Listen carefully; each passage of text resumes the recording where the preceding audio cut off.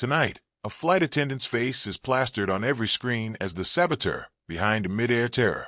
But the truth is worse. She's been chosen as a scapegoat, and the real attack is still counting down.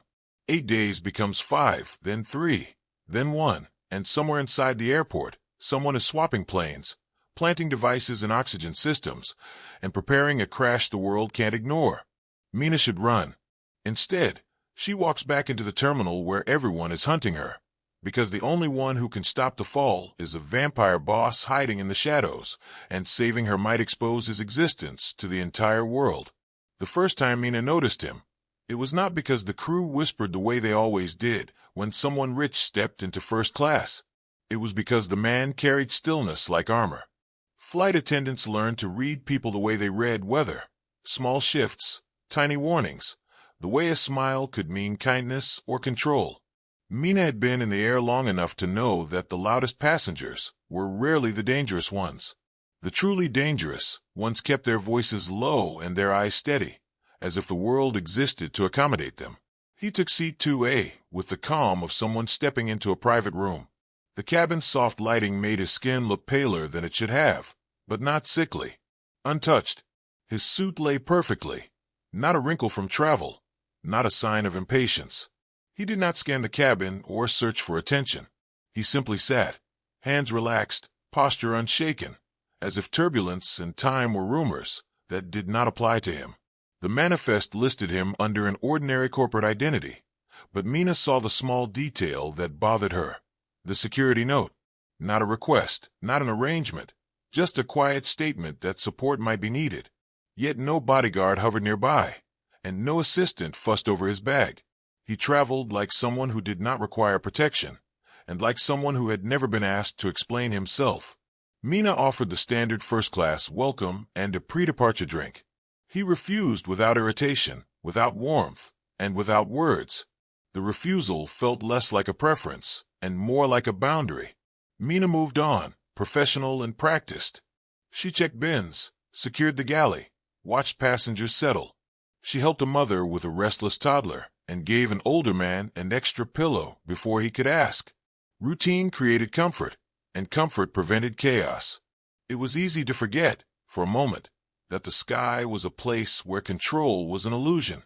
2 hours into the flight, the cabin dimmed into the blue hush of cruising altitude. Mina made rounds with water, collected trays, and monitored the cabin's breathing the way good crew did, always looking for the first sign of a problem. The first warning arrived as a shiver through the fuselage. At first it was ordinary turbulence, a soft jostle that made drinks quiver. The seatbelt sign chimed. Mina secured a cart and reminded a few passengers to stay seated.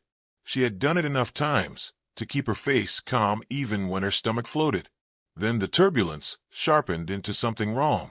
The plane dipped hard enough to lift shoulders off seats. Overhead bins rattled. A sharp metallic groan echoed through the cabin, like an old ship complaining. Passengers looked up, eyes wide, searching for reassurance in Mina's posture. She gave it to them, because that was her job. A second drop came, more violent, and a tray slid off a table and shattered near the mid-cabin. A baby began to cry.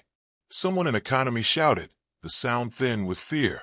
Mina moved through the aisle with deliberate steadiness, bracing on seatbacks and scanning for injuries. That was when she saw the man collapsed in the aisle near the galley. His face had turned a frightening shade of gray, lips tinged blue. A woman near him looked frozen, not yet understanding what she was witnessing. Other passengers leaned away, as if distance could protect them from mortality. Mina dropped to her knees beside him without hesitation. Training narrowed her world into simple steps. Check pulse. Check breathing. Call for the emergency kit. Signal for oxygen. Ask for medical personnel on board. Her fingers found a pulse, frantic and weak. His chest rose shallowly, like he was running out of strength to keep the simplest function going.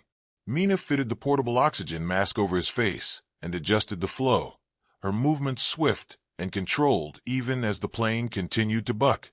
She glanced up, scanning for a doctor, but faces avoided her eyes. Panic made people selfish. Panic also made them quiet. The turbulence hit again, and Mina's shoulder slammed into a seat arm. Pain flashed down her arm, but she did not move away from the passenger. She stabilized the oxygen bottle with her leg, so it would not roll, and she kept her hand steady on the man's mask. Then she smelled something that did not belong. A faint sting of burnt plastic and overheated metal drifted from the galley panel near the emergency equipment bay. Mina's stomach tightened. Turbulence did not cause that smell. Something electrical was failing, or worse, something had been tampered with. She turned her head and saw the indicator light on a service panel blinking irregularly, not like an ordinary warning, but like a signal that had been forced into an abnormal rhythm. Mina's mind flicked through aircraft safety briefings she had half listened to in calmer months. System anomalies, electrical faults, emergency protocols. A louder pop cut through the cabin. Then came the hiss of air escaping. Not the gentle hiss of vents. A violent, unmistakable leak. Pressure shifted fast enough to make ears pop. Some passengers grabbed at their throats. The cabin lights flickered. The baby's cry sharpened into a scream. Mina's hands tightened on the oxygen mask. A decompression scenario was every crew member's nightmare. Not because it was common, but because it was unforgiving. The aircraft safety systems were designed to respond automatically, to deploy oxygen masks and stabilize breathing before panic could turn lethal. The masks did not drop. That was the moment Mina understood this was no accident. If the oxygen deployment system had been disabled, it meant someone had chosen to remove the cabin safety net. It meant someone had wanted the plane helpless. Mina shouted for another attendant to bring additional portable oxygen, and she reached for the interphone to alert the cockpit. The plane jolted again, but she kept her body low and anchored, holding the ill man steady and forcing her voice to remain calm. Across the cabin, in the dim first-class section, movement caught her eye. The man in 2A had stood up. He should not have. No one should have. Yet he was upright in the aisle, as if the plane's violence did not exist. His suit still lay perfect. His posture looked unchanged. He moved toward the cockpit door with a speed that felt wrong, measured but too smooth for the aircraft's unstable motion. One of the first-class attendants reached for him, instinctively trying to stop him, and the man placed a hand on her shoulder. The attendant's body went still, not like she was restrained physically, but like her muscles forgot how to disobey him. He passed her without looking back. Mina's pulse spiked. Her training told her to prioritize the medical emergency, the decompression risk, the cabin. But her instincts screamed that whatever the man was doing mattered. The cockpit door opened briefly, a dangerous breach of protocol, and the man stepped inside. Mina saw the captain's face for a heartbeat through the crack, pale, stunned, eyes wide with something that looked like disbelief rather than fear. The door shut again. Seconds later, the man emerged. He did not return to his seat. He walked straight toward the galley panel Mina had been watching, the one blinking in an unnatural rhythm. The aircraft lurched again, and still he did not stumble. He knelt at the panel and placed his fingers against it. The metal bowed inward slightly, not from obvious force, but from pressure applied with such certainty that the material simply yielded. The panel popped open. Inside, wires looked wrong even to Mina's untrained eye. Something had been inserted where it didn't belong. A compact black module sat embedded in the wiring harness, cleanly attached, as if installed by someone who knew exactly how to cripple systems without triggering obvious alarms. The man's hand moved. His fingers wrapped around the module. He pulled it free and crushed it in his palm. Not bent it. Not snapped a plastic casing. Crushed it. A human hand did not do that. The module cracked with a dry sound, and tiny fragments fell like dark sugar into the galley compartment. At the same moment, the aircraft's violent bucking eased. The hiss of escaping air diminished, then stopped. The cabin lights stabilized. The plane began a controlled descent that felt deliberate rather than panicked. Passengers kept screaming for a few seconds longer, their bodies slow to believe the danger had passed, but Mina felt the change instantly. The plane's movement softened. The air steadied. The invisible grip that had been pulling them toward catastrophe loosened. The man turned his head. His eyes met Mina's across the aisle. This time he did not look away. Mina felt a strange, sharp awareness bloom in her chest. Not attraction yet, not trust, but recognition of something powerful and hidden. His gaze did not carry warmth. It carried precision, and underneath it, something that felt like warning. Mina forced her attention back to the collapsed passenger. She checked the pulse again. Still weak, but more stable now. The man's breathing was less erratic. Mina kept the oxygen mask in place and signaled for paramedic support upon landing. The cockpit announced an emergency diversion. Mina could not catch every word, but she recognized the clipped urgency and the calm forced into it. The kind of calm that existed only when someone was fighting panic behind a locked door. The aircraft landed hard and fast. Emergency vehicles surrounded it on the runway. Paramedics boarded immediately, followed by airport security and officials whose suits and earpieces marked them as something more serious than airline staff. Mina helped transfer the ill passenger to a stretcher, her hands steady despite the tremor that had begun in her fingers, now that adrenaline was draining away. She answered initial questions about symptoms and timing. She kept her voice professional even as her mind replayed the crushed module in a pale hand. Authorities began interviewing crew one by one, asking about the galley panel, the system failures, the missing oxygen deployment. Mina described what she observed, the smell, the blinking indicator, the failure of automatic masks. She did not mention the man's impossible strength. She did not know why she didn't. Perhaps because saying it aloud would make it real. Perhaps because she sensed the wrong kind of attention would follow. She watched from the corner of her eye as two suited men approached the man from 2A. Their posture shifted around him, subtly deferential, as if they were careful not to stand too close. The man rose, exchanged minimal words, and was escorted through a different corridor, away from passengers and cameras, away from the chaos. Before he disappeared, he glanced back once. His gaze found Mina again. The look was not a promise. It was a warning that something had already started, and she was already inside it. That night, Mina returned to her apartment exhausted, bruised, and unable to convince her body that the ground was safe. She showered longer than usual, as if water could wash away the metallic smell of fear. She tried to eat and failed. She checked her phone repeatedly, expecting an official update, a schedule change, an airline directive. Instead, at 2:17 a.m., her door camera alerted. A hooded figure stood in the hallway outside her apartment. The building's overhead light flickered, dimming and brightening like a weak pulse. The figure did not knock. It simply waited. Mina's throat tightened. She checked the locks twice, then backed away from the door, phone in hand. Her finger hovered over emergency call options. Then her phone screen went black. Not low battery. Not a crash. A clean blackout, as if someone had reached through the air and turned her device off. Her screen lit again by itself. A message appeared from an unknown number, a single image. It showed Mina on the flight, kneeling in the aisle beside the collapsed passenger. The angle was too close, too clean. It had been taken by someone who knew where to stand. A second image followed, her building entrance, captured minutes ago, showing the hooded figure entering. A third image followed, the galley panel, wire spliced, the black module embedded. Mina's blood turned cold. A final message appeared, simple and merciless. 8 days. Her breath caught. 8 days until what? 8 days until the next attempt. 8 days until a crash. 8 days until her name became a headline. She looked back at the door camera feed. The hooded figure was gone.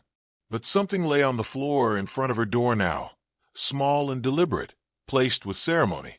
Mina waited several minutes before opening the door, every nerve screaming that stepping into the hallway was exactly what the enemy wanted.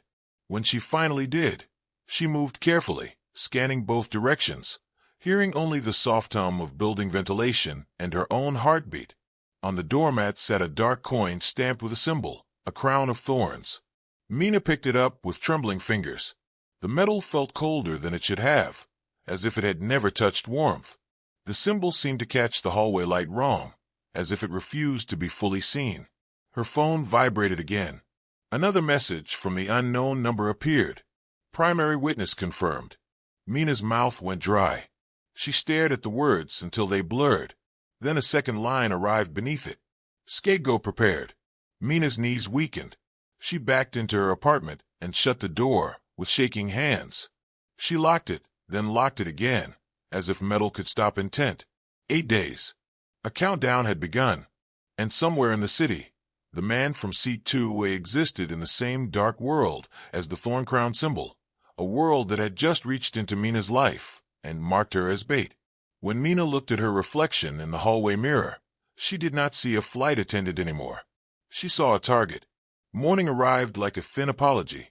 Mina's apartment looked the same as it always had: small kitchen, tidy couch, uniform folded on a chair. But the air inside it felt different, heavier, as if the night had left fingerprints on every surface. The coin sat on her table, the thorn-crowned symbol facing up like an eye that refused to blink. She did not take it to work. She did not put it in her pocket. She did not hide it either.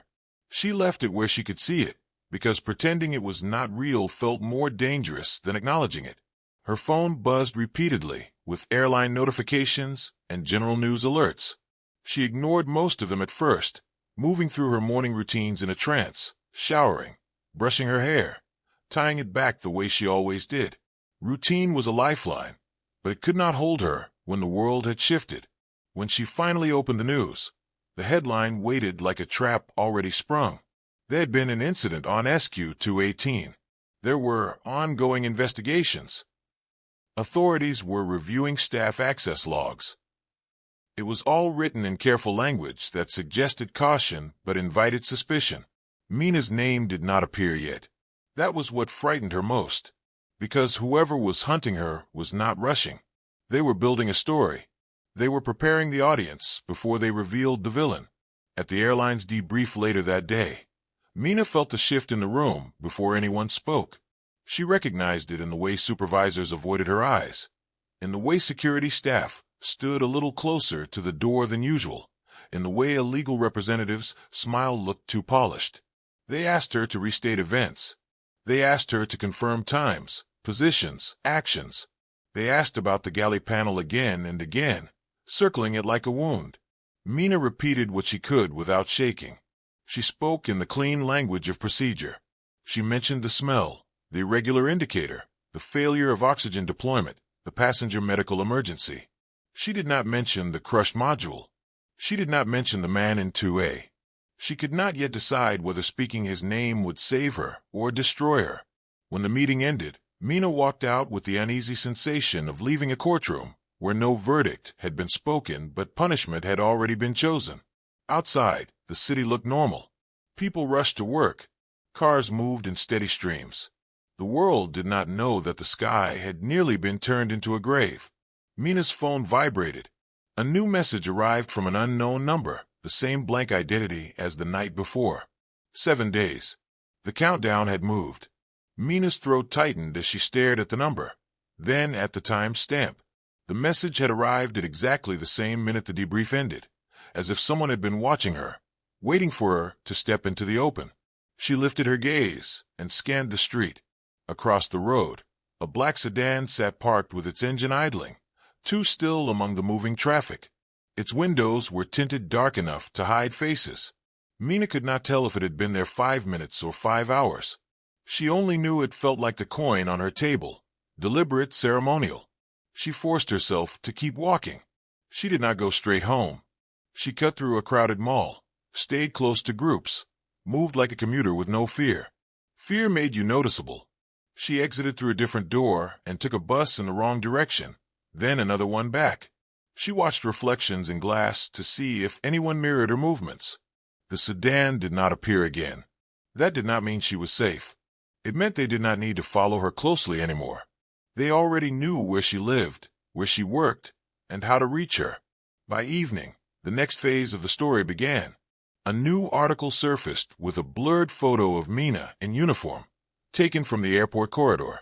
The wording shifted from incident to sabotage. Comments flooded beneath it with the speed of hunger. Mina refreshed the page once and wished she hadn't. The internet was already deciding who she was. The crowd did not need evidence. It needed a shape to throw stones at. Her phone buzzed again. This time it was an email. A fabricated chain of messages appeared, printed in screenshot form, showing a crew member's account coordinating access. Mina recognized her own name typed into it, her own profile picture stolen from an old staff page. The email address was nearly identical to hers, only one character off. a trick designed for casual eyes. Mina's hands began to shake. She pressed the phone down on the counter, like she could pin the lie in place. The airline's internal security called her minutes later, instructing her to remain available. Their tones sounded rehearsed. The words were careful. They did not accuse her directly, but they treated her like a risk. Mina's chest felt tight enough to bruise. She opened her laptop to draft a statement for herself, something clean and factual. Before she could type a single line, the screen flickered. A file opened by itself. A video played, grainy and silent. Airport CCTV footage showing Mina walking in a corridor, then turning slightly as a blurred figure stepped close. The blur's hand extended. Mina's body angle shifted in a way that made it appear she accepted something. The object in the blurred hand resembled the sabotage module. Mina's stomach lurched. The edit was seamless. Anyone who wanted to believe it would. As the video looped, a headline appeared at the bottom. Airline crew member under investigation. Mina's name followed. She slammed the laptop shut, breath ragged. The worst part was not the accusation. It was the precision. Whoever was doing this understood how investigations worked, how media worked, how crowds worked. They were not simply trying to ruin her. They were preparing her as bait. A scapegoat story would draw attention. Pressure would force desperation. Desperation would force mistakes. Mistakes would force someone hidden to step in. Mina looked at the coin again. The thorn crown symbol was not a threat. It was a signature. Her phone buzzed again. 7 days. Then, seconds later, another message came. 6 days. The countdown had tightened twice in one night, as if they were accelerating the pressure just to watch her crack. Mina realized she could not stay in her apartment. If authorities arrived, she could be detained based on public suspicion alone. If strangers arrived, drawn by headlines and curiosity, she could be hurt without anyone caring why. And if the people behind the symbol arrived, there would be no help in time. She shoved essentials into a small bag. Passport, wallet, a change of clothes, her employee ID, an old jacket. She hesitated over the coin, then left it on the table. Carrying it felt like carrying a beacon. When she opened her door, the hallway seemed too quiet. Every sound magnified. The hum of lights, the distant elevator, the soft scrape of someone's shoes far down the corridor. Mina stepped out and locked her door behind her. Halfway to the elevator, she felt it. A faint shift in air pressure. The sense of being watched. She turned. At the far end of the hallway, 2 figures stood near the stairwell door. Both wore dark suits. Their faces were ordinary in the way that made them hard to describe later. Their posture was calm, unhurried. They were not neighbors. They were not delivery drivers. They were waiting. Mina's heartbeat punched her ribs. She backed toward the elevator, pressing the call button repeatedly. The figures began walking. Not running. Not rushing. Walking with certainty. Mina spun and ran for the stairwell, because elevators were cages when someone else controlled the building. She yanked the stairwell door open and started down, feet slipping slightly on concrete steps. Her breath burned. Panic tried to climb her throat, but she forced it down. She had to think, not just flee. She reached the next landing and heard the stairwell door above open. Footsteps followed, steady, measured. Mina ran faster, taking steps 2 at a time. She reached the ground level and pushed through the exit into the parking structure. The air smelled of oil and dampness. The lights flickered in uneven pulses. A van rolled into view at the structure's entrance, blocking the way out. Its engine idled low, patient. Mina stopped short, trapped between the van ahead and footsteps behind. She turned back and saw the suited figures appear at the stairwell opening. They advanced with the calm of people who already owned the outcome. Mina's lungs seized. She backed deeper into the parking structure, searching for another exit, another ramp, anything. The van adjusted its position slightly, closing off the nearest path. Her phone buzzed again. 6 days. The message felt like a hand squeezing her throat, reminding her that time was not her ally. Mina's mind raced through options. Scream, call police, run past the van, hide behind a pillar. None of it felt real. She was inside a trap built by people who had already predicted her choices. Then the air changed.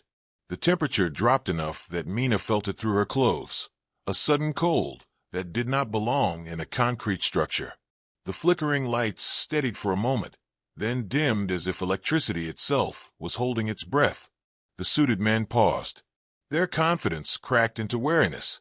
Mina heard a sound behind her, not footsteps, but the faint shift of presence, as if the shadows had become crowded. She turned.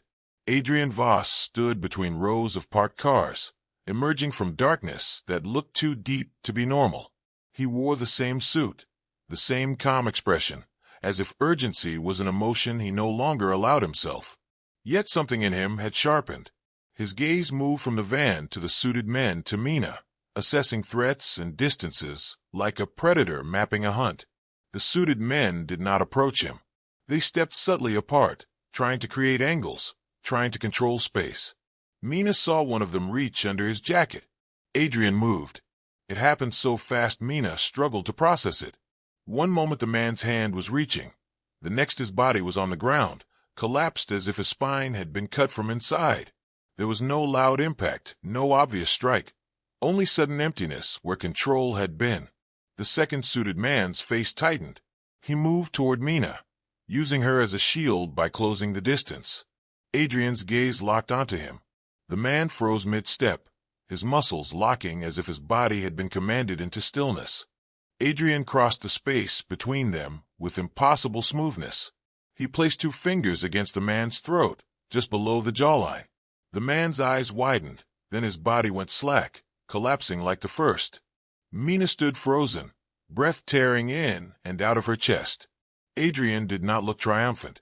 He looked resigned, as if this violence was a language he hated but spoke fluently when forced. The van's engine sputtered, then died, lights flickering once before going dark. The driver's door opened slightly, as if someone inside tried to flee, then shut again. No one emerged. Whoever sat in that van had decided Adrian was not a fight worth taking. Mina's knees felt weak. She gripped the strap of her bag until her fingers hurt. Adrian walked toward her and stopped at a careful distance, close enough to protect, far enough not to trap. His eyes moved over her face, checking for injury, reading fear the way Mina read passengers. He reached into his coat and withdrew a slim phone, unmarked and dark, then placed it in Mina's hand with deliberate calm. Mina looked down. The screen showed a single message, already open. Her name appeared in the middle of a larger plan. Flight numbers, airport codes, timestamps, and beneath them, the same thorn crown symbol. At the bottom of the screen, one line waited like a sentence already carried out. Scapegoat release scheduled. Mina swallowed hard. She looked up at Adrian. He did not speak. He only lifted his hand and pointed toward an exit deeper within the parking structure, away from cameras, away from the van, away from normal streets. Mina understood without words. If she stayed in the open, she would be taken, by police, by media, by the enemy. If she followed him, she would step into the dark. Mina's fear fought with something else inside her, something that recognized protection when it appeared. Adrian had saved the plane. Adrian had saved her now. And he looked as if he carried the weight of wanting to save her without ever letting her be touched by his world. Mina took one step toward him, then another, and as she moved, her phone buzzed again in her pocket, a final needle of pressure from the unseen enemy. 5 days. The countdown was accelerating. Mina followed Adrian into the deeper shadows of the parking structure, not because she trusted him completely, but because for the first time since the flight, she believed she might survive the next hour. And survival, she realized, was where true love began in stories like this, not with soft words, but with someone choosing your life over their secrecy. Mina followed Adrian deeper into the parking structure until the air grew colder and the cameras thinned out. The city above continued its normal pulse, unaware that a private war had spilled into concrete corridors and fluorescent light. Adrian moved with certainty, choosing paths that avoided open sight lines and blind corners alike. Mina realized he was not simply escaping. He was navigating a map most people could not see. Every few steps he paused, not to hesitate, but to listen, head angled slightly as if the building itself spoke in frequencies her ears could not catch. They reached a service stairwell that should have required a keycard. The door opened at Adrian's touch, and Mina's sense of reality bent again. She went inside without questioning it, because questions would not change the fact that she was already hunted. They climbed to a mid-level landing and exited into a narrow hallway that smelled of detergent and old paint. Adrian led her past storage doors and a maintenance room, then into a plain service elevator. The elevator rose, without any button being pressed. Mina held her bag tight against her body, trying to keep her breathing controlled. Her mind kept replaying the van, the suited men, the way their bodies collapsed. She told herself she should be horrified by how easily Adrian had ended the threat. Yet her fear did not attach to him the way it attached to the symbol and the countdown. Adrian's violence had felt precise, restrained, like a surgeon cutting away something poisonous. The elevator opened into a dim corridor where the windows were covered and the lights were kept low. Adrian unlocked a door with a quiet motion and guided Mina inside. The apartment was not luxurious, but it was meticulous. Clean lines, neutral colors, heavy curtains that blocked daylight completely, a table already set with water, a small first aid kit, and an unmarked phone. There were no photos, no personal objects, nothing that suggested a life lived openly. It felt like a place built for hiding, not for living. Mina set her bag down slowly and scanned the room for exits. Only one door. No balcony. No visible windows behind the curtains. Safety and confinement wrapped together. Her phone buzzed again in her pocket. The sound made her flinch. Adrian's gaze snapped toward it. He moved closer and extended his hand, not demanding, simply offering a clear instruction with his posture. Mina hesitated. Giving up her phone felt like giving up the last piece of her old life. But her old life had already been used against her. She placed her phone in Adrian's palm. He slid it into a signal-blocking pouch on the table. The buzzing stopped instantly. The silence that followed felt like a deep breath after hours underwater. Adrian pushed the unmarked phone toward her. Its screen lit with a list of alerts and internal feeds, the kind of information normal citizens never saw in real time. Mina's name had begun spreading. A new report had been released, citing anonymous sources, claiming investigators were looking at a crew member with unusual access. Her staff ID photo was on multiple sites now, pulled from airline records and posted without permission. Comments flooded beneath it, violent and certain, as if outrage required no proof. An additional note chilled her more than the accusations. A leaked internal memo suggested Mina might be detained for public safety reasons. The language was sanitized, but the intent was clear. The system was being primed to swallow her whole. Mina's throat tightened. She pressed her palm to her chest, as if she could steady her heartbeat physically. She noticed something else on the screen. A thread of messages from unknown accounts, each containing the thorn crown symbol. They were appearing under news posts, under airline statements, under public comment sections like spores. The symbol was being seeded into the public mind, preparing people to accept it as part of a story. Mina's fingers trembled as she scrolled. Her gaze snagged on a short video clip that had been uploaded minutes ago. It showed airport CCTV footage of Mina walking near the gate the day of SQ 218. The clip had been edited, spliced, and stabilized until it looked authentic. A blurred figure approached. An object changed hands. The object resembled the Sabotage module. The clip ended with a still frame highlighting Mina's face, then her name in bold text. Mina felt her stomach drop. This was not an investigation anymore. This was a performance. Adrian placed a folder on the table. The same thorn-crowned symbol stamped atop, as if someone wanted it to be seen. Mina opened it with shaking hands. Inside were pages of research, surveillance stills, flight diagrams, and a list of incidents across multiple airlines. Each incident followed a pattern. Sudden turbulence without weather correlation, inexplicable system failures, emergency diversions, and afterward, a quiet disappearance of a key witness. Mina's breath hitched as she saw several names crossed out. Not canceled. Removed. Her eyes moved to a chart that tracked the countdown pattern. Each incident was preceded by a series of anonymous messages sent to a designated target. 8 days, then 7, then accelerating. The targets were not random. They were always people close enough to be blamed and visible enough to be recognized. Mina's fingers hovered over the page, where her own flight number was listed, SQ-218. Next to it, a note indicated her selection as primary witness and primary scapegoat. Mina's vision blurred slightly. She blinked hard and forced herself to keep reading. A second list made her blood run cold. Upcoming operations. Multiple flight numbers were listed, some departing within days. Next to one, a code marked it as the fall. The phrasing was clinical, detached, as if a disaster could be reduced to a scheduling problem. Mina looked up at Adrian. Her chest tightened with panic, then with a grim understanding. Someone was planning a crash. Not to kill quietly, but to create a spectacle. Adrian pulled a small notebook from a drawer and set it beside her, along with a pen. He wrote quickly and turned the page. They want an event too large to ignore. They want a sky-wide warning. He wrote a second line. They want me forced into daylight. Mina stared at the words. She wrote back with trembling intensity, asking why her, why now, why aviation, why a public crash. Adrian read her handwriting and wrote again, slower this time, as if choosing each word carried risk. They believe the world is ready to hunt monsters. They want proof. They want panic to drown doubt. He added another line. A public fall makes people accept new enemies. Mina's mouth went dry. She understood the strategy with terrible clarity. A disaster would fracture trust. Fear would create demand for answers.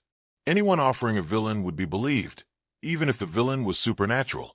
Mina wrote another question, more personal, more dangerous. Why is he involved? Adrian's pen paused. The silence in the apartment felt thick enough to press against Mina's skin. He wrote, because I have stayed hidden too long. Because they cannot control me in the dark. Because they think you will make me step into the light. Mina's throat tightened at the mention of her role, not as a person, but as leverage. She had always been proud of her job, proud of being dependable in the air. Now her dependability had been turned into a weapon against her. She asked about the suited men, the police reaction to the coin, the symbol. Adrian wrote, they are not one group. They are a network. Some are human. Some serve fear. Some serve profit. All serve the symbol. Mina stared at the line, then glanced toward the kitchen area. She noticed a sealed dark bottle on the counter that looked nothing like wine, and beside it, a small vial of clear liquid. The arrangement was too careful to be random. Her mind supplied the truth without wanting to. Adrian did not feed like a storybook predator. He fed like someone who had built a controlled method to survive without hurting people. The realization did something unexpected. It softened her fear just enough to make room for another emotion, grief, for whatever he had endured to become this disciplined, and awe, for the restraint he carried like a vow. Mina's bruised shoulder throbbed again, and fatigue hit her with a sudden heaviness. Adrenaline had held her upright for too long. Now her body wanted to collapse. Adrian saw the shift. He opened the first aid kit and placed antiseptic and gauze on the table near her, then moved away, giving her space. The gesture was small, but it felt intimate in its respect. He did not touch her. He did not crowd her. He offered help without claiming her. Mina cleaned her shoulder and taped a gauze pad in place, wincing. She tried to focus on the physical pain, because it was simpler than the reality outside. The unmarked phone on the table pinged with a new alert. Another message from the unknown number had reached Mina's compromised device, forwarded here through Adrian's network. 5 days. Then, seconds later, a second line appeared beneath it, like a blade being sharpened. Public release begins. Mina's chest tightened.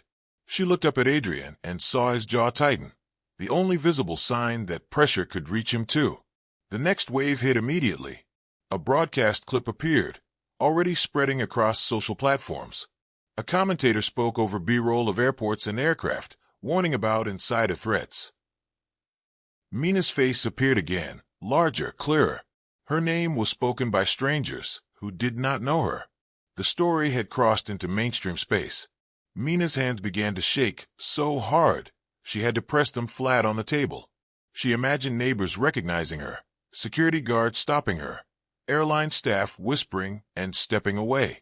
She imagined her mother seeing it, panic blooming into the kind of fear that aged you overnight.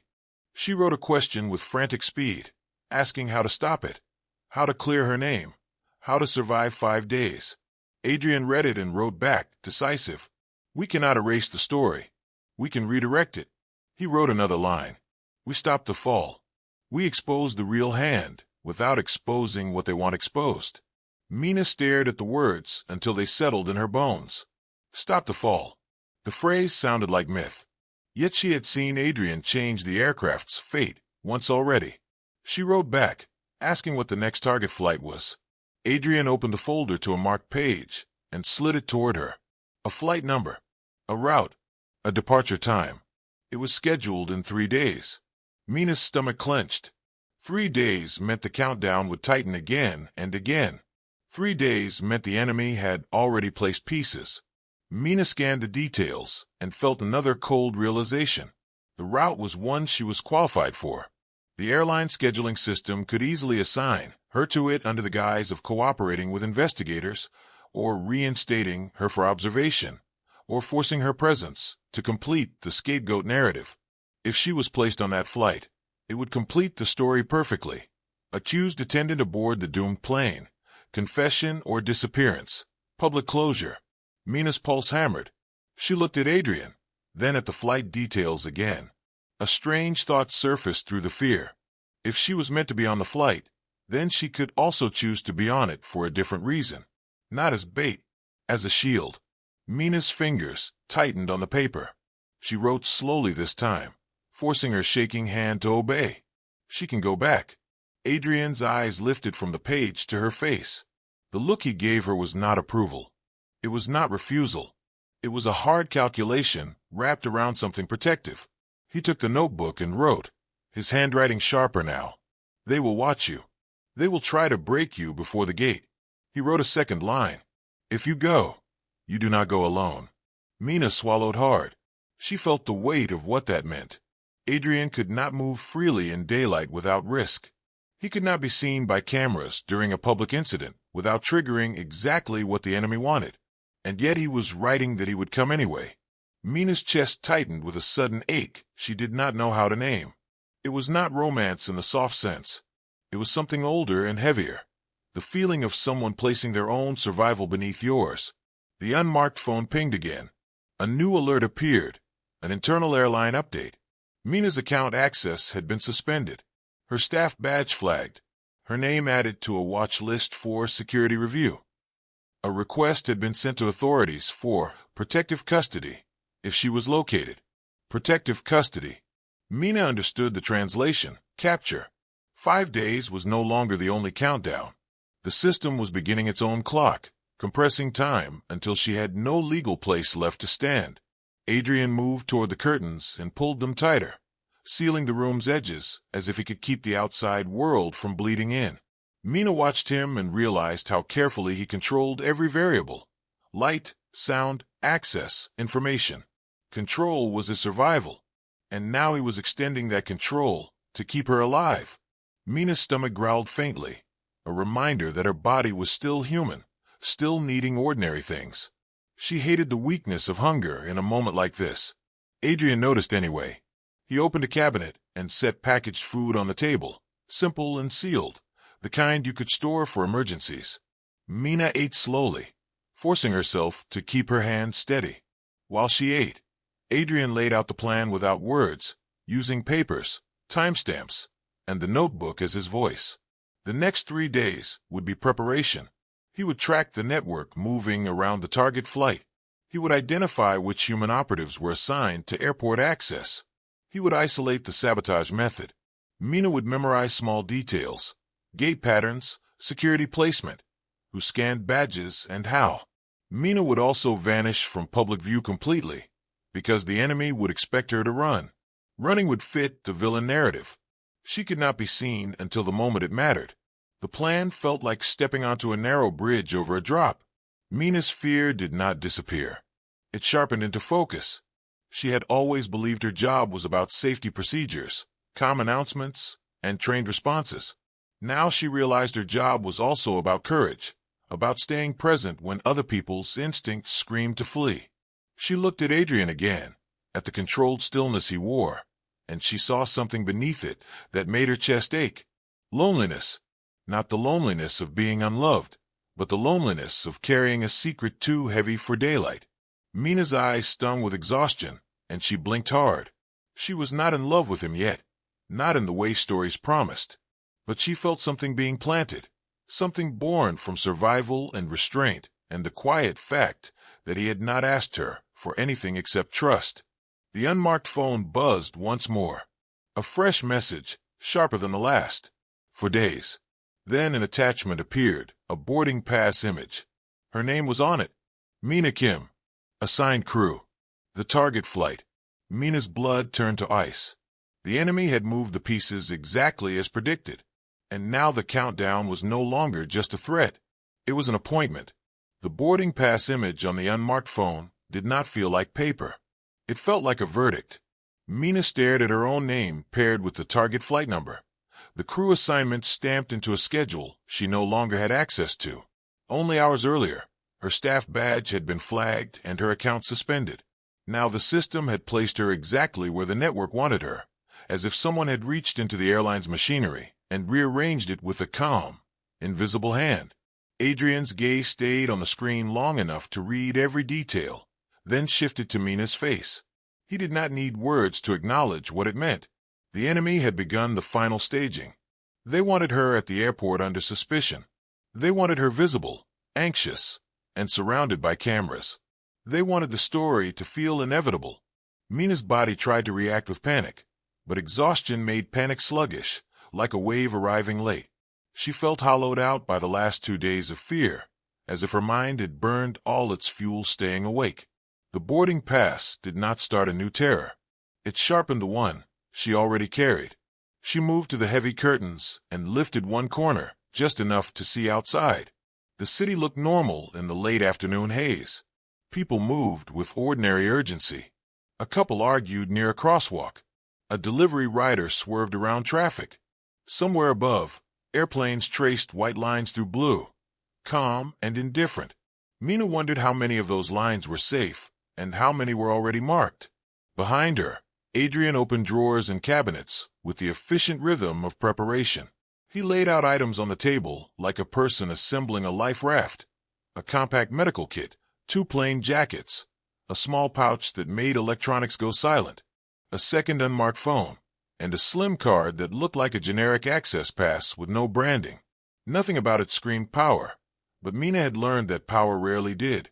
He pushed the new phone toward her and angled the screen so she could see it. The feed on it showed airport movement maps and service schedules, the kind that shifted constantly and were never meant for public eyes.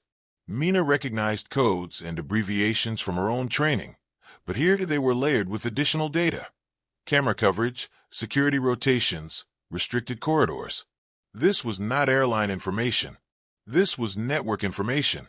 Mina's hands tightened on the edge of the table as she watched a cluster of red markers appear and then fade near the airport's crew entrance. The markers moved in patterns that looked like people holding positions rather than passing through. A trap was already being built. Adrian retrieved her own compromised phone from the signal blocking pouch and powered it on briefly. Mina expected another flood of headlines, but instead the screen displayed a single notification. Her location services had been pinged repeatedly within the last hour. Someone was not simply tracking her through the device. They were testing how quickly they could force it to reveal her. Adrian shut it off again and returned it to silence.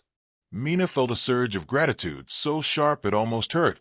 Not gratitude for the protection itself, but for the fact that he treated her safety like something worth careful planning rather than a dramatic gesture. He wrote on a small notepad without showing her the words, then tore the page out and placed it beside her bag. The instruction was clear enough without her reading it. Pack lighter, move faster, assume eyes everywhere. Mina did not argue. She reduced her bag to essentials.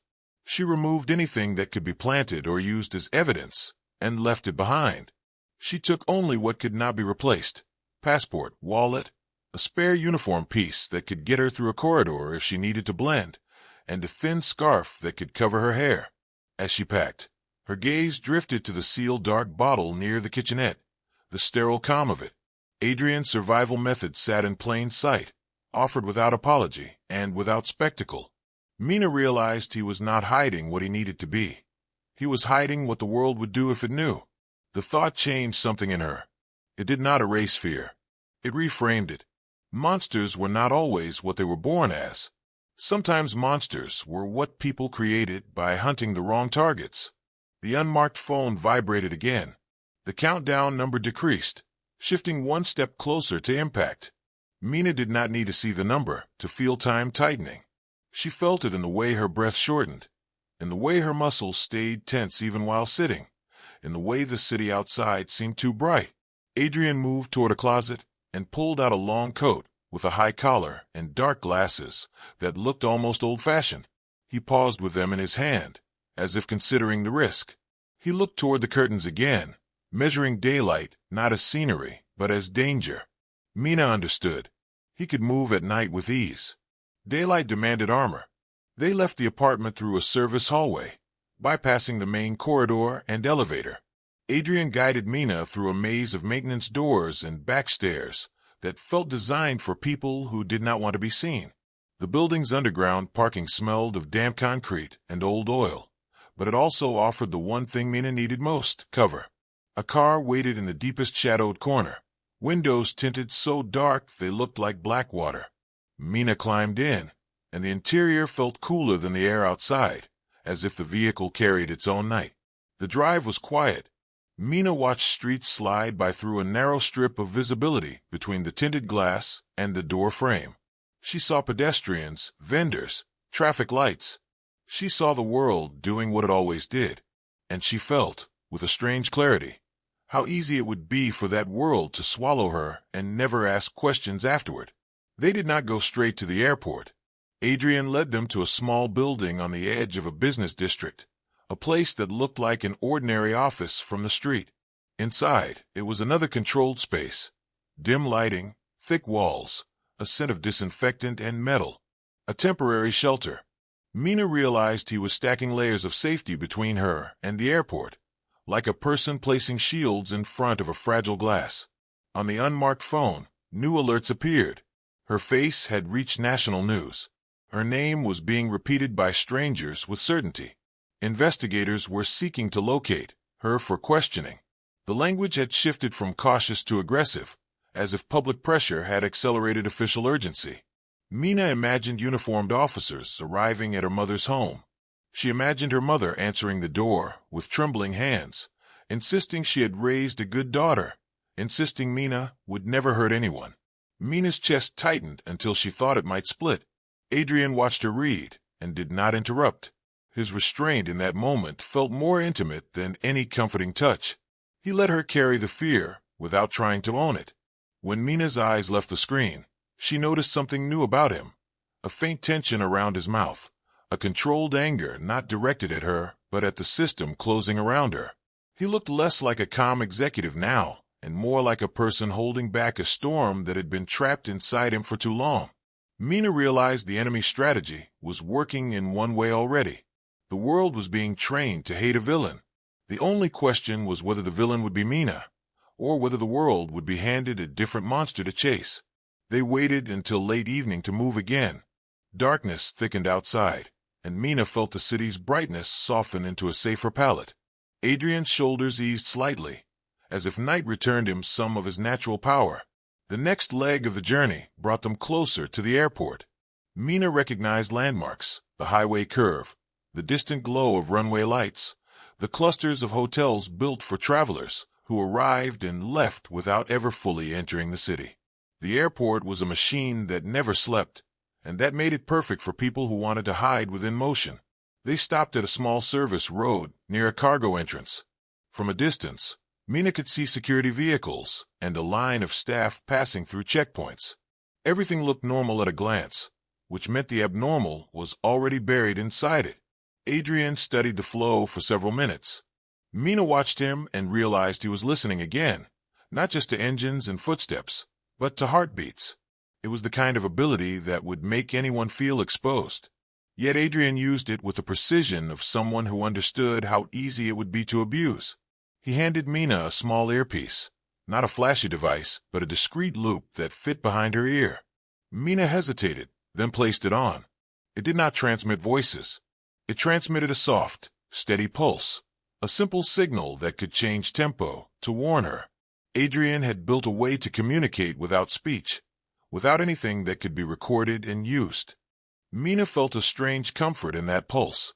It was proof she was not alone. They moved toward the airport by blending into the staff routes rather than fighting them. Mina wore a plain jacket and scarf, her hair tucked in. She did not walk like a fugitive. She walked like an exhausted worker arriving for a shift, head down, pace steady. She matched her steps to a small group of catering employees pushing carts. The pulse in her earpiece remained steady. At the first checkpoint, Mina saw what Adrian had predicted.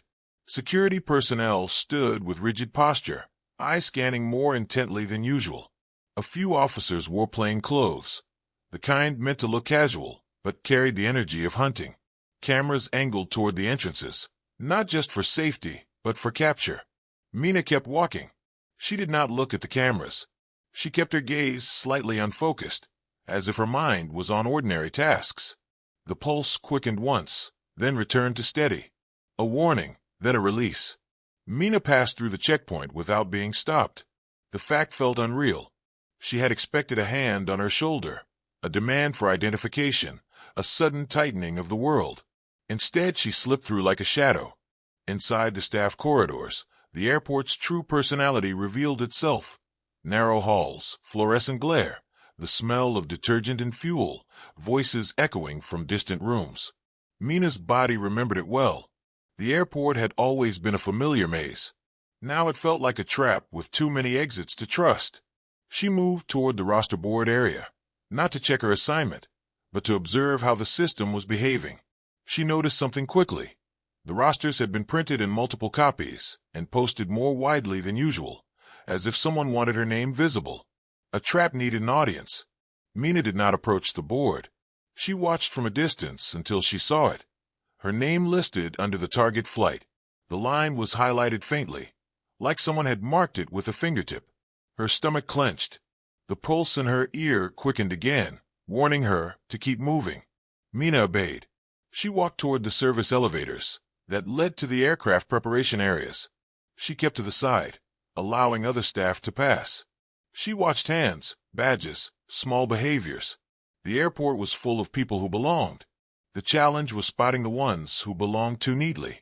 She saw one near the maintenance bay, a man with a staff vest that sat too perfectly, without creases, without stains. His badge hung at the correct angle, but the lanyard was new, the kind issued recently. He did not carry tools. He carried a slim case that could have held tools, but his grip on it was too careful. Mina's pulse in her ear quickened sharply, then steadied. Adrian had seen him too. Mina continued walking past without reacting. She counted her steps, controlled her breathing, and used peripheral vision to monitor where the man went. He moved toward a restricted door that led to an equipment storage room near oxygen canister staging. Mina's chest tightened. The oxygen system again. The same signature as before. She adjusted her path, taking a longer route that kept her within sight of the door. A moment later, the man disappeared inside. The door shut. No one challenged him. Mina waited, pretending to check a cleaning schedule on the wall. She watched the seconds pass. The pulse in her ear remained steady, urging patience. The door opened again, and the man emerged, case still slim, posture still calm. But Mina noticed a small change. His glove on one hand now had a faint gray smear near the thumb, the kind of smear you got from handling metal filings. He walked away toward the cargo lift that serviced outbound flights. Mina's mind raced. Something had been placed. Something small enough to hide and powerful enough to disable safety systems without immediate detection. She could not confront him. Confrontation would trigger the trap. She could not report him through official channels. Official channels were already primed to label her the threat. So she did the only thing she could do. She followed at a distance, using crowds and carts as cover, memorizing his turns, watching where he paused, tracking which access points opened for him. He reached a staging area where equipment carts were lined up for dispatch. Mina saw the target flight's number on one of the tags. Her stomach turned. The man placed his slim case into a larger cart briefly, as if transferring something. Then he stepped away, blending into the corridor again. Mina's pulse in her ear quickened hard, then softened, a signal that felt like a command to stop following. She stopped. Minutes later, a different figure appeared near the staging area, not dressed as staff, but moving with the calm confidence of a high-status traveler who belonged anywhere. He walked as if security did not apply to him. His face was partially shadowed by a hat brim and dark glasses. Mina recognized him anyway. Adrian. He should not have been here. Not this close. Not under this lighting. His presence near open corridors risked cameras, risked exposure. Yet he moved as if he had calculated the exact window where risk was lowest and necessity highest. Mina's breath caught. She felt a surge of something warm and painful in her chest. He had chosen danger to keep her from drowning in it alone. Adrian approached the equipment cart, tagged with the target flight number. He did not touch it immediately. He stood close enough to listen to it, to sense it, as if the cart carried a heartbeat. Then his gloved hand moved, fast and controlled, slipping under a panel near the cart's base. He withdrew something small and dark, a compact module, the same shape Mina had seen crushed in the galley. Adrian held it for a fraction of a second, then sealed it inside a metal container he carried under his coat. The container's surface looked treated, designed to block signals, to block activation. The pulse in Mina's ear steadied, almost soothing. But Mina knew better than to believe one device meant safety. The enemy would not rely on a single point of failure. As Mina watched Adrian step back into shadow, she saw a new movement at the far end of the corridor. Uniformed security. Plainclothes officers, their eyes scanning with sharp intent. They were not searching for a sabotage module. They were searching for her. The pulse in Mina's ear quickened rapidly, a warning that made her blood turn cold. Mina forced herself not to run. Running would confirm suspicion. She turned casually into a side hallway, pretending she had a task. She walked faster, but not fast enough to look panicked. The airport's fluorescent light felt suddenly too bright, too exposed. Mina's name lived in the minds of strangers now, and strangers were everywhere. She rounded a corner and saw her reflection in a glass panel. A woman in a plain jacket, scarf tight, eyes wide with contained fear. She looked like a person trying to pretend she belonged while the world prepared to drag her out. Behind her reflection, in the corridor's distant glare, a group of officers turned toward her path. Time compressed into a narrow point. Mina's pulse in her ear spiked to a sharp, urgent tempo. And somewhere in the airport's deeper shadow, Adrian was moving too, trying to reach her before the trap snapped shut in full public view. Mina kept walking as if she belonged to the corridor, as if the scarf at her neck was only for warmth and not for hiding. She tightened her grip on her bag strap and forced her breathing into a steady rhythm. She had spent years learning how to keep passengers calm during fear, and now she had to use those same skills on herself. The pulse in her ear hammered fast, then slowed just slightly, then surged again. It was not only a warning. It was a map written in tempo. Danger close, danger closing, danger shifting. Mina turned into a narrower service, hallway lined with cleaning supplies and spare panels. The overhead lights buzzed faintly. The floor's shine reflected her movement too clearly, like a mirror that could betray her. She chose the path that offered the most cover, passing behind a line of carts and slipping through a door marked for authorized staff only. The door opened easily, which meant someone had not yet locked this route down, or someone wanted her here. The room beyond smelled of cold air and machinery. It was a storage area for equipment that rarely saw passengers. Spare oxygen canisters, mask packs, emergency slides and seal containers, and crates labeled with inspection dates. Mina's chest tightened at the sight of them. Safety equipment. The things people trusted without ever thinking about them. Mina moved deeper into the room and paused behind a tall stack of sealed crates, keeping her profile hidden while she listened. Outside the door, footsteps approached, then stopped, then spread out, as if the search team was fanning into positions. Their movement was too coordinated to be ordinary airport security responding to a rumor. They were hunting. The pulse in Mina's ear quickened again, almost frantic. She peeked through a narrow gap between crates and saw shadows crossing the doorway window. A hand touched the handle, testing it gently. The handle turned slightly, then stopped. They were confirming she was inside. Mina's throat tightened. She held her breath and tried to think. If they found her, it would not matter what she said. She had already been assigned the role of villain. Being captured would complete the story. The pulse shifted suddenly into a steady rhythm, slower, almost calm. It meant something else had changed. Mina felt it before she saw it. The temperature in the room dropped by a fraction, the kind of chill that made skin tighten. The buzzing overhead lights dimmed slightly, as if the current faltered. The air seemed to thicken, the way it did before a storm. A shadow moved behind her, too silent to be a person walking. Mina turned. Adrian stood in the narrow aisle between equipment crates, coat collar high, dark glasses still in place, his presence filling the room with quiet pressure. He looked less like a traveler now, and more like something that had learned to wear human shape only as a mask. Mina's breath caught, relief and fear colliding in her chest. Relief because he was here. Fear because his being here meant he had calculated that exposure was now less dangerous than losing her. Adrian did not approach her immediately. He listened, head angled slightly, as if he could hear the search team's heartbeats through the door. His posture shifted, the smallest adjustment that made him look ready to move faster than human bodies could follow. Mina's pulse in her ear slowed, steadying. The officers outside tried the handle again. This time it turned farther. The door opened a few centimeters, then stopped, blocked by something placed on the other side. Mina realized she had not locked it. Someone else had. Adrian. A soft scrape of metal sounded as the door was pushed again. The gap widened, then stalled, the obstacle resisting. The search team hesitated. Mina could almost feel their frustration building.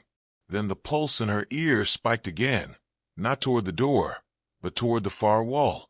Mina followed the signal with her eyes and noticed a detail that made her blood run cold.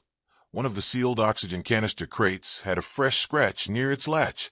Too clean, too recent. Someone had opened it, then resealed it carefully. The sabotage had never been only in carts. It had been moved into the emergency systems again. Mina's mind raced. If the target flight launched with compromised oxygen canisters or masks, the outcome could be catastrophic even without another violent turbulence event. A small failure at altitude could become mass panic, then collapse. Adrian saw Mina's gaze lock onto the scratch. He moved soundlessly across the aisle and placed his gloved hand on the crate latch. He did not yank it. He did not smash it. He handled it with careful precision, like someone disarming a bomb inside a jewelry box. The latch clicked open. Inside, the canister packaging looked normal at first glance, sealed, labeled, intact. But Adrian's fingers hovered over one unit and pulled it out. The unit was heavier than it should have been, and a faint seam along its side suggested it had been opened and modified. Adrian rotated it slightly, and Mina saw a sliver of black embedded beneath the casing. A trigger module. Adrian removed a small tool from his coat and slid it under the seam. The casing opened with surgical quiet. The black module inside blinked once, faint, like a heartbeat waiting for altitude to wake it. Mina's stomach dropped. This was not a one-time attack. This was a method, a system of sabotage designed to look like mechanical failure, designed to turn safety equipment into a weapon.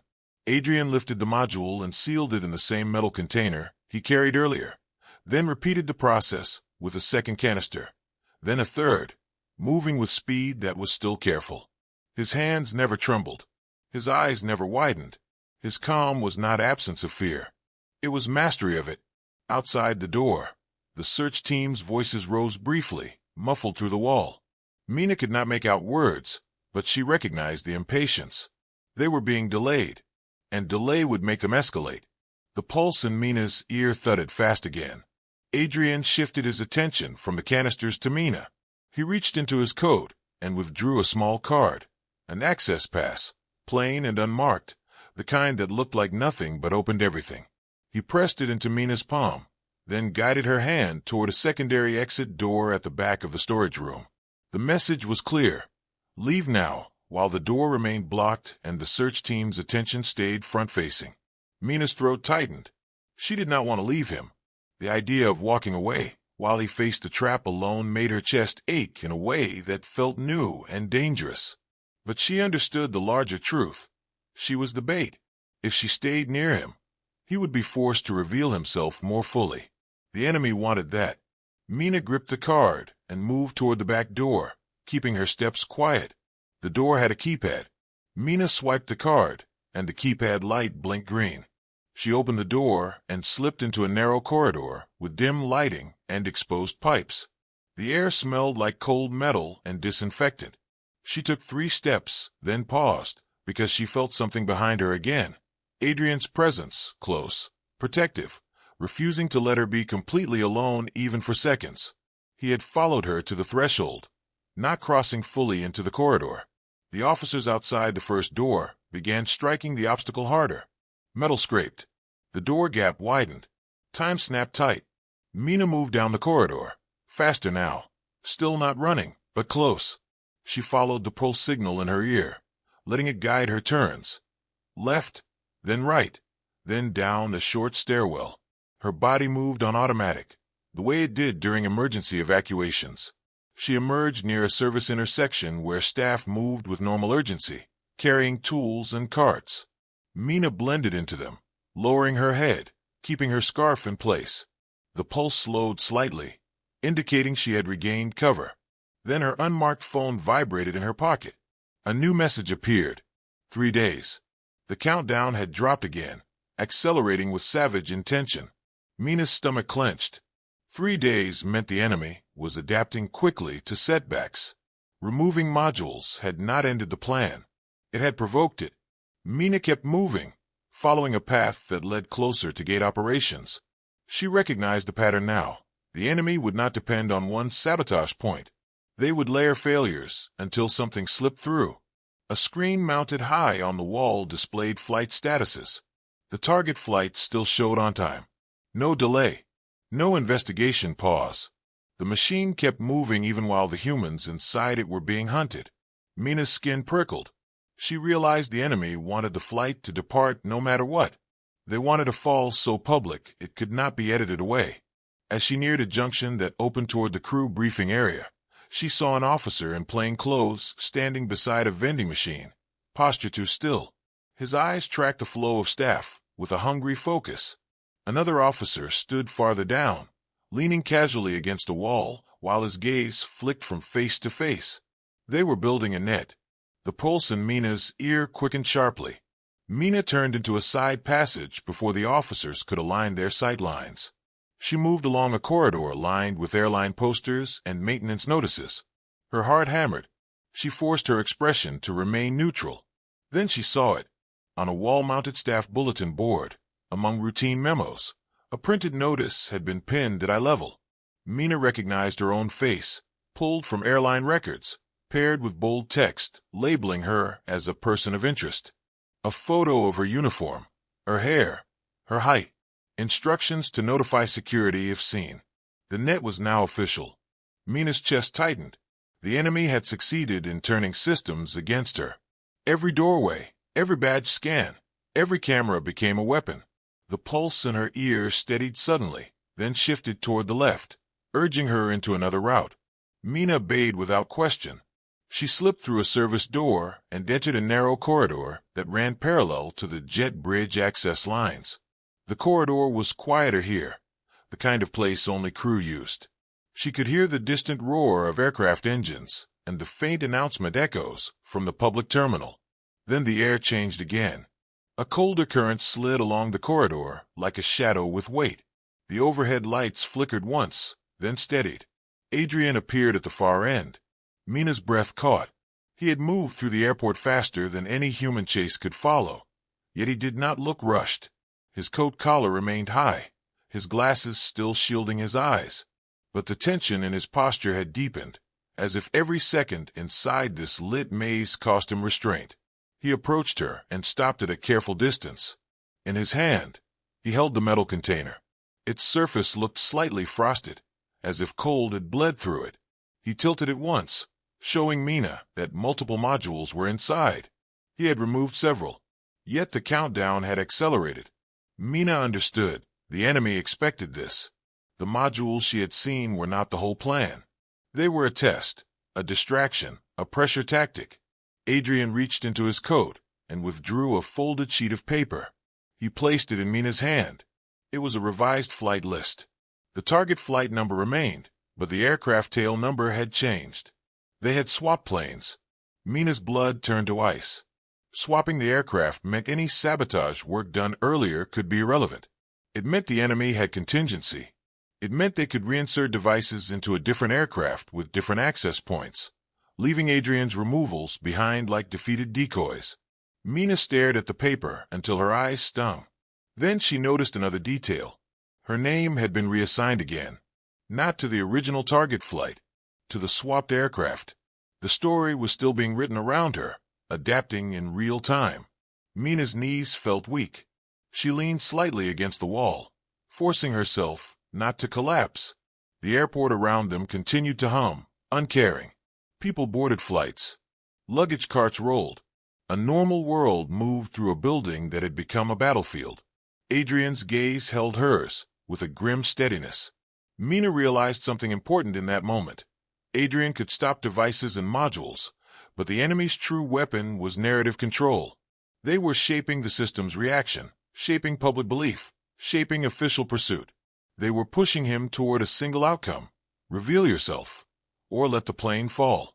Mina looked at the corridor lights, at the cameras mounted high on corners, at the security doors and badge readers. The light was everywhere. The enemy wanted him trapped in it, and yet he was still here. Mina's chest tightened with a warmth that hurt. She understood what true love looked like in a world like this. It was not a confession. It was not a kiss. It was choosing to walk into the very thing that could destroy you, simply because someone else would be destroyed without you. Mina's unmarked phone vibrated again. 2 days. The enemy was compressing time, forcing the climax sooner, tightening the vice. At the far end of the corridor, footsteps approached. Not hurried, but deliberate. The sound of multiple people moving with coordination. The net was closing again. Mina's pulse in her ear hammered fast. Adrian reached out, not touching her skin, but catching the edge of her jacket sleeve with 2 fingers, guiding her gently toward a maintenance hatch door that led to a narrower route. The gesture was almost tender in its care, even while urgency sharpened every movement. Mina followed, gripping the access card. The hatch door opened, and they slipped inside. The passage beyond was darker, tighter, lined with cables and pipes. The light here was dim enough that Mina felt the air change instantly, as if the building's daylight had been left behind. Adrian's shoulders eased slightly. The darkness gave him room. They moved quickly, stepping over cables, passing through narrow turns. Mina's breath came in short bursts now. Her body was human, limited, heavy. Adrian moved beside her with quiet speed, always matching her pace instead of leaving her behind. Ahead, a faint glow appeared, the end of the passage opening into a service area near the aircraft operations zone. Mina could hear the distant roar of engines again, closer now. They emerged behind a cluster of maintenance equipment and saw, through a small window, the aircraft being prepared. The swapped aircraft. Staff moved around it in reflective vests. Fuel lines, ladders, cargo loading. Ordinary preparation for an ordinary flight. Mina's stomach turned at the thought of ordinary people boarding a plane already marked. Adrian studied the aircraft with a stillness so deep it looked like a pause in time. Then his gaze shifted to the area beneath the jet bridge connection point, where service panels were accessed. His head tilted slightly, listening. Mina watched his posture tighten. He had heard something. A heartbeat that didn't match the staff pattern. A person positioned too close to a critical access point. Mina followed his line of sight and saw a figure crouched near a service panel, partially hidden by equipment. The figure wore a maintenance vest and carried a tool kit, but the body language was wrong. Too careful. Too deliberate. The hands moved not like a worker fixing something, but like a person placing something. Adrian moved. Not in a blur, not in a dramatic leap, but with controlled speed that made Mina's breath catch. He slipped from cover into a darker route, that ran along the wall, using shadows as if they were doors. Mina stayed back, heart hammering, watching through the window's narrow frame. Adrian reached the service panel area in seconds. The crouched figure shifted, noticing movement. A hand reached toward a pocket, toward something concealed. Adrian closed the distance and placed his gloved hand over the figure's wrist. The figure's body stiffened, then went slack, collapsing silently. Adrian lowered the body behind equipment with practiced care, hiding it from casual view. Then Adrian opened the service panel. Inside, a larger module was already installed, more complex than the ones he had removed earlier. Wires ran in branching patterns, designed to spread failure through multiple systems. A sabotage core. Adrian's fingers moved fast. He severed connections with a tool, then withdrew the core carefully. The module's tiny light blinked rapidly, as if sensing removal. Mina's breath caught. The module felt alive. Adrian slid it into his metal container and snapped the lid shut. The container's surface frosted over instantly, as if it absorbed heat from the device itself. For a fraction of a second, the area around the aircraft went strangely quiet. Staff movement slowed, not because they noticed Adrian, but because something in the air changed. A pressure shift, a subtle disturbance. Then, somewhere above, a camera turned slightly, angling toward the service panel area. Mina's blood ran cold. The camera had found him. The enemy had found him. In that moment, Mina understood the trap's final cruelty. Even if Adrian stopped the sabotage, the enemy would capture proof that something unnatural had intervened. They would leak footage. They would spark panic. They would force the world to demand answers. They would weaponize his existence. Adrian looked up toward the camera. His face remained unreadable behind glasses, but his posture changed, accepting what was now unavoidable. Mina's chest tightened with a sudden, fierce ache. True love, she realized, was not only sacrifice by the powerful. It was also courage by the vulnerable. Mina stepped out from her cover. She moved quickly, crossing the service area with her head lowered, posture urgent, like a crew member rushing to handle an operational problem. She moved into the camera's field deliberately, placing her body where it would become the dominant focus. She stumbled slightly on purpose, creating a believable human disruption. She drew attention. Staff turned. One worker reached out instinctively, as if to ask what she was doing. Mina kept moving, reaching the service panel area and positioning herself between the camera angle and Adrian's shadowed outline. The camera now saw her, not him. Mina felt Adrian's gaze on her, sharp and intense, as if he had not anticipated her stepping into danger willingly. But he did not waste time arguing with the act. He used the cover she created. He moved into deeper shadow, slipping away from the camera's clean line of sight, carrying the container that held the sabotage core. His presence faded from the camera's angle as if swallowed by darkness. Mina's heart hammered, so hard she thought it might betray her. She forced her hands to move like she belonged, like she was checking a latch, like she was adjusting something a flight attendant might plausibly touch if she were summoned for an emergency coordination. Within seconds, footsteps approached from the corridor beyond. Security, drawn by alerts, drawn by her face, drawn by the story that now had a live stage. Mina kept her posture steady. She kept her expression controlled. She looked like a worker caught in a stressful operational moment, not a criminal placing bombs. The officers reached her and grabbed her arms. Mina did not resist. Resisting would confirm guilt.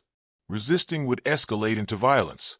She let them hold her while she lifted her chin slightly, letting the camera see her face clearly.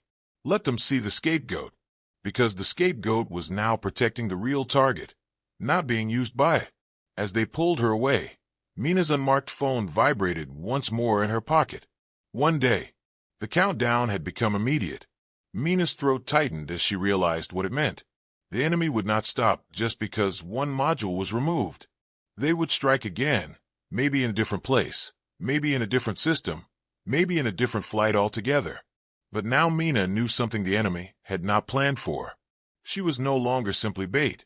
She was part of the resistance. And somewhere in the airport's darkness, Adrian Voss was moving with the sabotage core sealed in cold metal, forced closer to exposure than he had ever been, because he had chosen to protect a human whose courage had turned into something that looked dangerously like love. As Mina was led down the corridor under harsh lights, she felt fear claw at her chest. Then she felt, beneath it, a strange steadiness, because for the first time, the enemy story was no longer complete. It had been interrupted by a choice. And that choice, made under fluorescent glare and cameras, felt like the first true proof that love could exist even in a war built on fear.